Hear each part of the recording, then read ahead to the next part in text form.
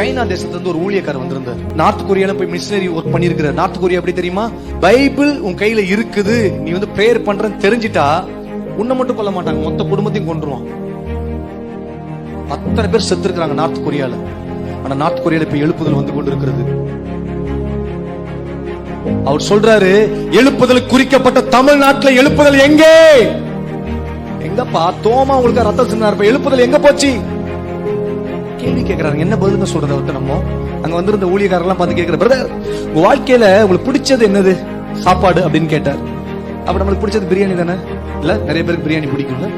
பிரியாணி எல்லாம் கை தூக்குனாங்களா, என்ன செய்ய போறான்னு தெரியாது. பிரியாணின்னு சொன்னோன்னே உங்க வாழ்க்கையில விவரம் தெரிஞ்சது எத்தனை முறை நீங்க பிரியாணி சாப்பிட்டுருப்பீங்கன்னு கேட்டார். உங்களை பார்த்து அதே கேள்வி நான் கேட்கிறேன். எத்தனை முறை பிரியாணி சாப்பிட்டுருக்கீங்க வாழ்க்கையில? ஒரு 100 தடவை சாப்பிட்டுருக்கீங்களா? மேலேயே சாப்பிட்டுருப்போம், கணக்கிலே கிடையாது. ஒவ்வொரு கல்யாணத்துக்கு போனாலும் பிரியாணி, பர்த்டே ஃபங்க்ஷன் பிரியாணி, எங்க போனாலும் பிரியாணி. 100 தடவை சாப்பிட்டுருப்பீங்களா? சாப்பிட்டுருப்பீங்களா? நான் உங்களை பார்த்து ஒரு கேள்வி கேட்கிறேன். எத்தனை பேர் 100 தடவை இந்த பைபிள் வாசிச்சிருக்கீங்க சொல்லுங்க.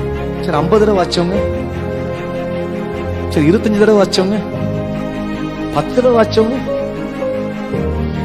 இதுக்கு மேல வெக்க வர எங்க இருக்கணும்? அவர் சொல்றாரு, சீக்கிரட்டே இதுக்குள்ளதாங்க அடங்கி இருக்கு. சத்தியத்தை இன்னும் அறிய வேண்டிய பிரகாரம் அறியவில்லையே. எப்படி எழுப்புதல் வரும்? எங்க தேசத்துல எங்க எழுப்புதல் வந்துச்சு? சத்தியத்தை ஆர்வமா தேடுறாங்களாம். பைபிள் இருக்காது, 2 பேப்பர் கிழிச்சு வச்சுப்பான். இன்னைக்கு இந்த பேப்பர் நீ வாசி, நாளைக்கு அந்த பேப்பர் நான் வாசிக்கிறேன். ஆர்வமா தேடுறாங்களாம் வசனத்தை.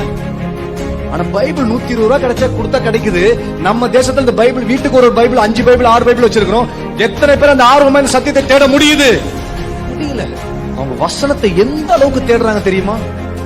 ஒரு கோடிக்கணக்கான ரூபாய் கிடைச்சா எவ்வளவு சந்தோஷமா இருக்கும். அப்படி ஒரு பேப்பர் எடுத்து மடிச்சு வச்சுக்கிட்டு பயந்து பயந்து போய் படிக்கிறாங்க. வீட்டுக்குள்ள அண்டர் கிரவுண்ட் ஹவுஸ்ல உட்காந்து படிக்கிறாங்க. கூடுகையில நடக்குது. இன்னும் அங்க 10 பேர் 5 பேர் கூடி ஜெபிக்கிறாங்க. எப்படி அவங்களால முடியுது? கம்யூனிஸ்ட் தேசத்துல பார்த்தா உயிர் போயிரும் தெரியுது, என் குடும்பமே கொண்டு போட்டுருவாங்க தெரியுது, தைரியமா செய்யறாங்க. ஆனா இங்க ஃப்ரீடமா இருக்கிற நமக்கு தேட வாய்ப்பு இல்ல. வானம் பூமி ஒளிந்து போயிடும். நீ பாக்குற சொந்தம், சூழ்நிலை, நட்பு, அது இது எல்லாம் ஒளிந்து போயிடும்.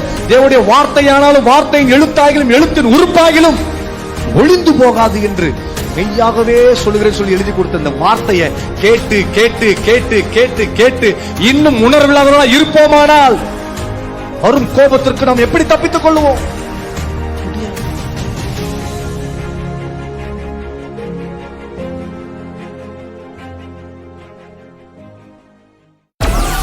Download Moj.